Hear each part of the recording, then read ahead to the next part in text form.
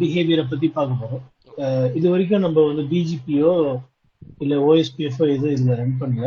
Okay நான் என்ன செய்ய போறேன்னா ரவுட்டர் ஒன்லயும் ரவுட்டர் டூலையும் மொத்தம் ஓஎஸ்பிஎஃப் ரன் பண்ண போறேன். ஓகே தேவையா? இல்ல தேவையில்லை, ஓஎஸ்பிஎஃப் கூட தேவை கிடையாது. இப்ப நம்ம நெய்பர்ஷிப் ஃபார்ம் பண்ண போறோம். ரவுட்டர் 4க்கும் ரவுட்டர் 2க்கும் நடுவுல ஒரு இபிஜிபி நெய்பர் ஃபார்ம் பண்ணலாம்.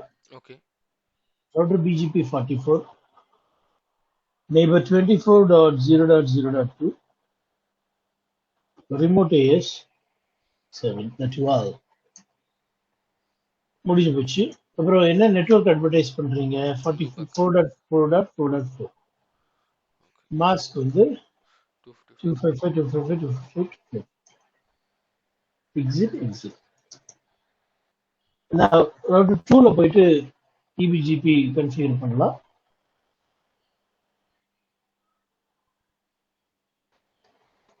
router BGP 12, neighbor 24004, remote AS 34. Network 2.2.2.2, mask 255. சரி, இங்க அட்வர்டைஸ் பண்ணியாச்சு. ஓகே நெய்பர்ஷிப்பும் வந்துருச்சு, நமக்கு இங்க நல்லா தெரியுது. ஷோ ஐபி பிஜிபி சம்மதியில தெரியுது இல்லையா? 24004 நெய்பர்ஷிப் ஃபார்ம் பண்ணிருக்கீங்களா இல்லையா? ஃபார்ம் ஆயிடுச்சு சார். சரி, இப்போ ரவுட்டர் 2க்கு போயிட்டு ஐபிஜிபி 2 இருக்கு, சாரி ஐபிஜிபி 1 இருக்கு பண்ணிக்குவோம். நல்லா மறுபடியும் சொல்றேன், ஐபிஜிபி 1 தான் இருக்கு. ஓகே ஐபிஜிபி ஓகே, அவ்வளவு யோசிச்சு சொல்றீங்க. ஒண்ணுதான் ரவுட்டர் 1. ஆமா, ரவுட்டர் 1 மட்டும் தான் ஐபிஜிபி.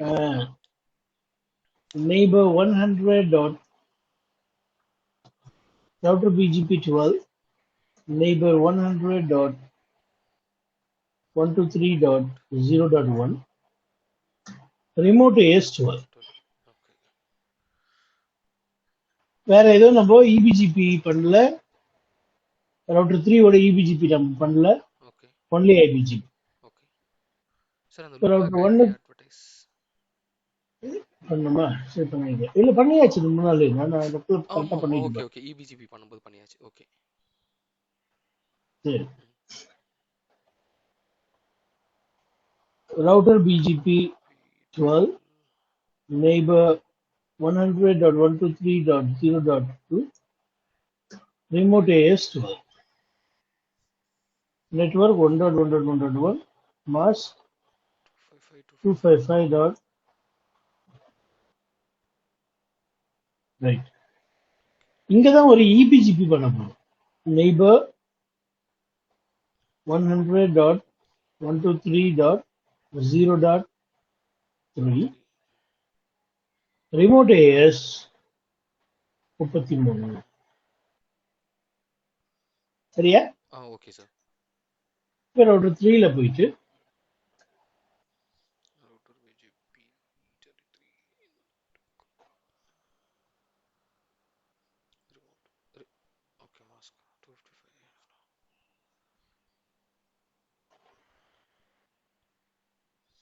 நெய்பர்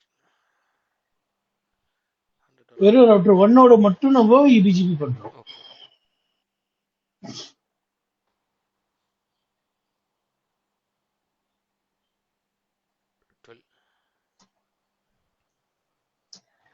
அவ்வளவுதான். இப்ப நம்ம பார்க்கறது தான் பாக்கி இருக்குது.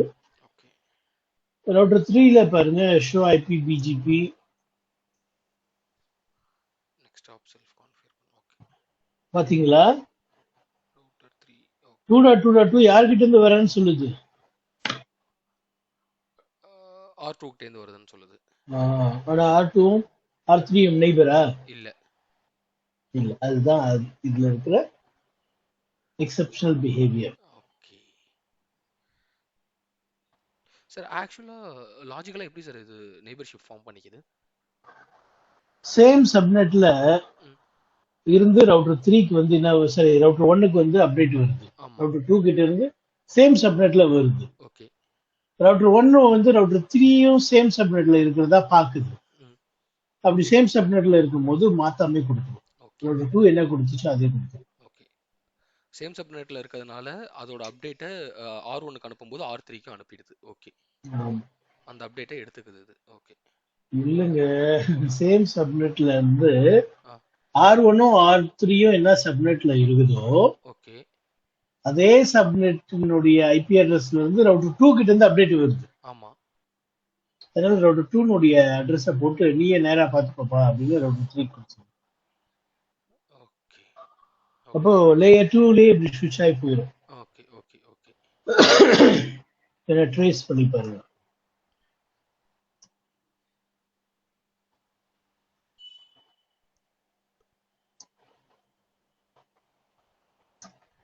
அப்படியே ஸ்ட்ரைட்டா போயிடும், சுத்திலாம் போல. ஓகே 2 ரீச் ஆகுது. ஓகே